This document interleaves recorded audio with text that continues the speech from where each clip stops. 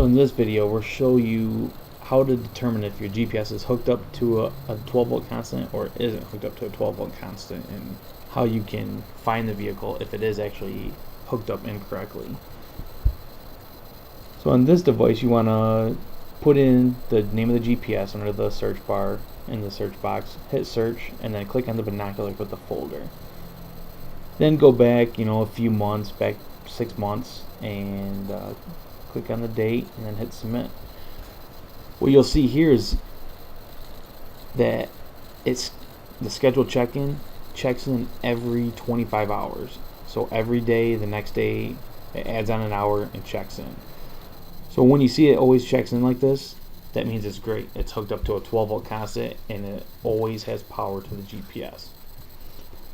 Now what we'll do is we'll show you a GPS that isn't hooked up to a 12 volt constant and only powers up when the car powers on.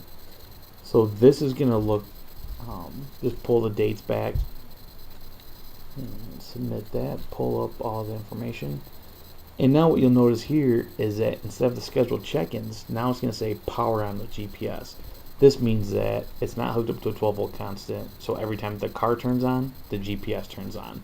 So whenever you go to locate it now, it's going to say command failed. So this is a good feature to see that if it is installed correctly or it isn't. So if you see that, it's definitely not hooked up correctly.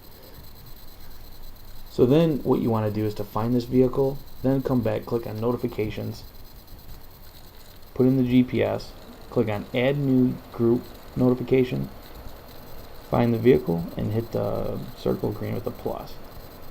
Once that's in the little box right there, click on power on and power on with GPS. So this way, now whenever the vehicle turns on and the GPS turns on, it'll send you an email notification or a text message notification. As soon as you get that notification, get online and then just click locate now as many times as you want until you find that vehicle.